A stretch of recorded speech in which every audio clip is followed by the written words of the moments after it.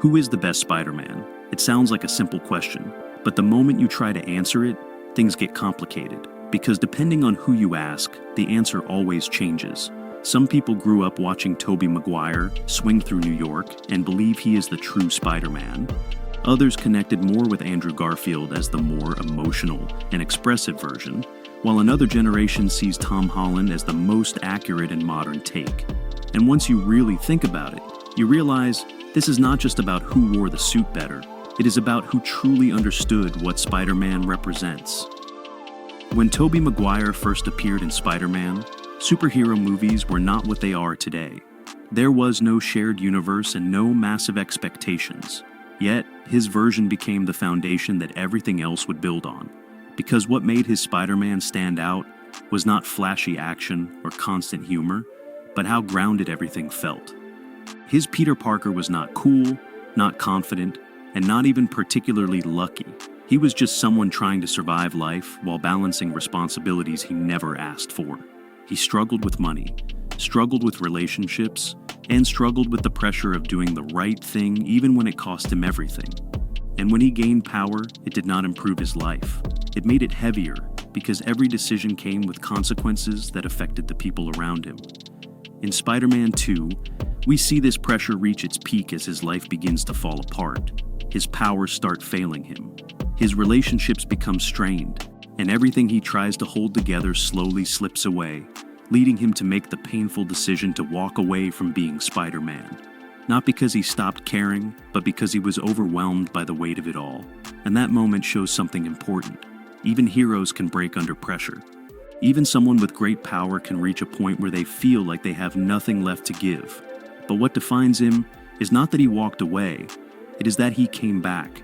Not because things got easier, but because deep down he knew people still needed him. And that is what makes his Spider-Man so powerful. He represents responsibility in its purest form. When Andrew Garfield stepped into the role in The Amazing Spider-Man, his version immediately felt different, more expressive, more confident, and more emotionally open. This Peter Parker was not invisible or awkward in the same way. He had personality. He joked during fights, and he connected with people more naturally, especially Gwen, whose relationship with him felt genuine and deeply human. But beneath that confidence was a deeper struggle, a need to understand his past, and a desire to make sense of who he really was. And that emotional depth becomes the core of his story. Everything changes in The Amazing Spider-Man 2, where despite all his effort, despite all his intelligence and speed, he fails to save Gwen. And that moment becomes the defining point of his journey, not just because of the loss, but because of what it represents. The realization that no matter how hard you try, you cannot always save everyone. And that kind of failure is different. It stays with you. It reshapes how you see yourself. And for a while it breaks him completely, leading him to disappear and abandon the role of Spider-Man, because he begins to question the purpose of it all if he cannot protect the people he loves most.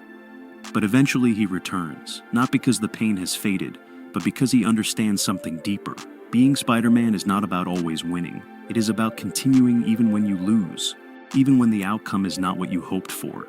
And that is what makes his version so powerful.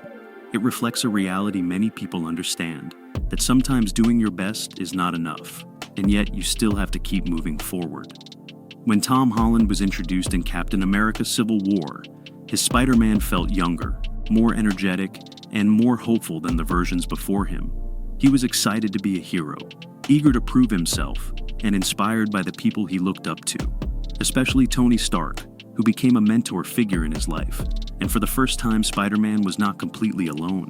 He had guidance, support, and a sense that he was part of something bigger. But that support also became a limitation, because for a long time he depended on it. He wanted validation, he wanted approval, and he had not fully understood what it meant to carry responsibility on his own. And that understanding does not come until Spider-Man: No Way Home, where everything changes. He loses his identity, his relationships, and the people closest to him, leaving him completely alone in a way he has never experienced before. And in that moment, he is forced to grow, forced to make decisions without guidance, and forced to accept consequences that cannot be undone. That is when he truly becomes Spider-Man, not the version supported by others, but the version who understands sacrifice, who understands that being a hero sometimes means losing everything and still choosing to do the right thing. And that journey from dependence to independence is what defines his story, making his Spider-Man a symbol of growth. When you step back and look at all three versions, you begin to see that they are not competing with each other, but completing each other. Tobey Maguire represents responsibility, Andrew Garfield represents emotional depth, and Tom Holland represents growth. And when you combine those three elements together, you get a complete understanding of what Spider-Man truly is. So now the question comes back to you. Who do you think is the best Spider-Man? Drop your answer in the comments. And if you enjoyed this video, make sure you like and subscribe so we can keep bringing you more content like this.